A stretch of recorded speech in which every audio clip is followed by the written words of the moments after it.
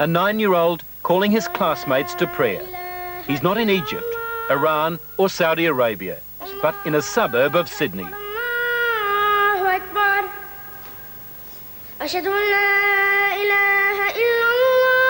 Aussie kids, all of them, but Muslims as well. And do you think that in this country you'd get a higher standard of living than... I don't know, because this is the first time I come to this country. And you haven't troubled to find out, particularly? I think so, if I want to stay here. If I want to stay. But you excuse me, because I am not good English, because I leave this school before 24 years. So my father came in the late 60s, and I was born and raised here. We grew up here, and alhamdulillah, we grew up within a Muslim household. Obviously, my parents became more practicing as they got older. We were very fortunate to grow up in Punchbowl, then Lakemba, and you know, those areas are areas with a lot of Muslims, a lot less back then.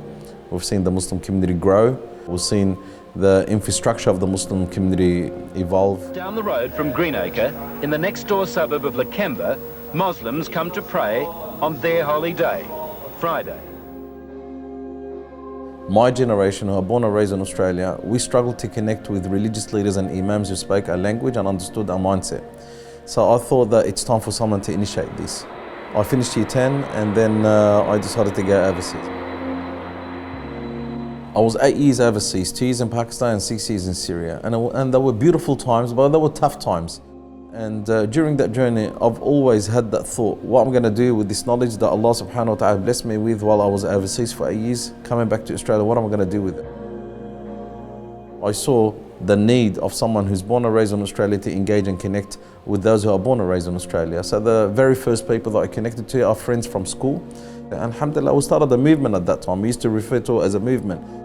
If I didn't come across the UMA back then, you know what, Allah subhanAllah, Allahu alam, where I would be, where I would be today. It's definitely going down the wrong path. Let's go, take off his badge and his gun and we'll fight.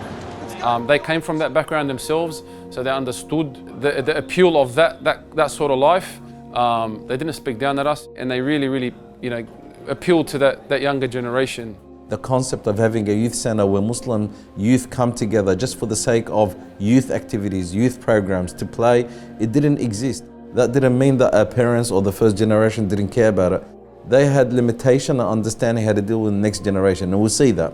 So 2002, it was the establishment of the first youth Islamic center in the country, and that was in Lakemba. So we've seen the changes in the last 2 decades, and alhamdulillah, the UMA as an organization, as a center, had evolved from a little small center in Lakemba into this large center now in Padstow, and it's going from growth to growth. It's very good for the youth. I guess it strengthens your iman. The brotherhood, the feeling you get here, all the friendly people, it's just a place where my heart belongs. The common issues, especially in the West, is obviously being a minority. We get targeted and people misunderstand what Islam is. For an outsider to understand why a Muslim can put a scarf or should put a scarf on. But I as a Muslim don't want to be tolerated. I want to be understood and accepted for what I am. Why don't they live in their own country if that's what they want? Nobody wants them. No one wants them here? No, they don't. We don't need these Lebanese. Whoever wants to take it away from us. Usually migrant communities do go through that phase where they face challenges, but what the Muslim community had faced is more than any other community. I'm just here to have fun, have a swim and go home, and that's it. We are blocked. We are outcasts in this society. It sometimes puts a lot of pressure for you to be a visible Muslim. I feel sorry for those who struggle to come out in the public to be a Muslim, whether through their hijab or through their bead or through their prayers or through their names. Their religion concerns me because what it says in the Quran, you know, you say, oh, well, there's good Muslims out there. Well, I'm sorry. How can you tell me there are good Muslims? And we're talking about a Muslim community that's Australian like every other Australian. We are talking about the second and third and now fourth Muslim generation that's born and raised in Australia. They have no place for them to call their home except Australia. And they are facing this isolation, they are facing this marginalisation. And I saw that firsthand. A lot of people have this impression that Islam has only been in Australia for the last 50 years. Islam has been here for more than 200 years. One of the most beautiful road trips I've been on is a trip to Murray. Murray is 700 kilometers north of Adelaide. It's in the heart of the desert. It's a little town that has about 70 homes there, but there's something different about it, something really significant. We came here to visit the first masjid to be established here in Australia more than 160 years ago in the 1800s. But what struck me most is when I visited the graveyard. We saw graves of Muslims with Muslim names buried under the name of Islam from 1890, 1895. We're talking about Muslims who have been buried there for more than 150 years. But where's the Muslims now? I started to ask around, and unfortunately I couldn't find one Muslim household there. I met some of their offsprings. I sat down with them, and they identified themselves as Afghanis. They do not identify themselves as Muslims. And wallahi, I was just heartbroken to see that these are the descendants of Muslims that are third and fourth generation, and some of them are elderly people. And you ask yourself, why? Like, why aren't you a Muslim?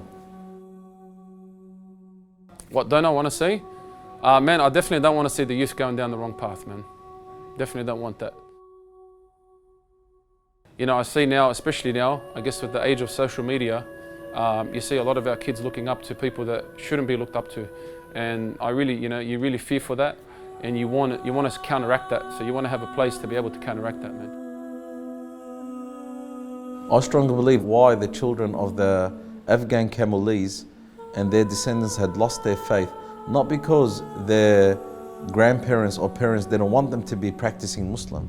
I have no doubt they've tried their best to make sure that their children and the children of children will continue to preserve Islam.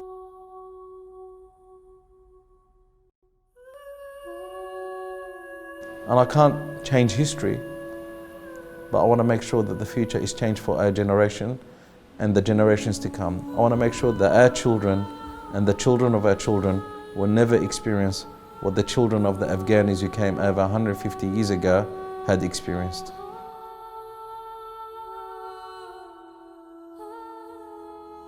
The Muslim community is the fastest growing community here in Australia.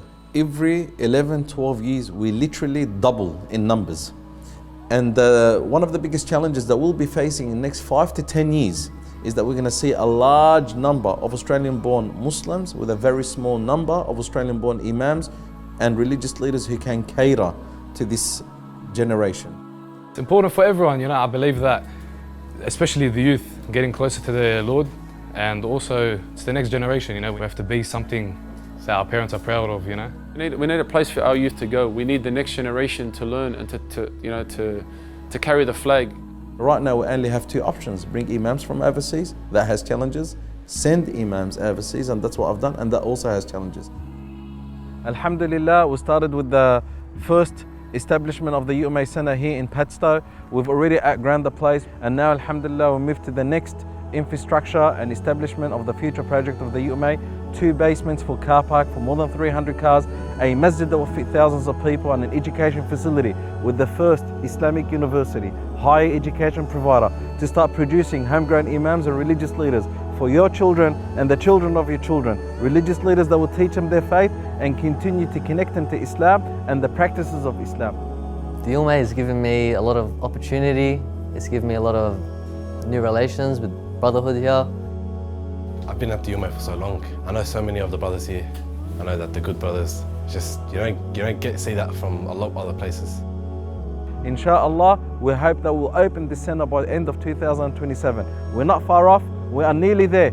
Through Allah subhanahu wa ta'ala's help and your help second, inshallah we'll get there. And it's an opportunity that Allah subhanahu wa ta'ala gives you and I to be part of this for now and for the future. And the greater future is when we enter the Jannah bi'idhnillahi ta'ala because of our sacrifice and support to such noble projects like this project. I think the UMA is opportunity. I would say the UMA is life-changing.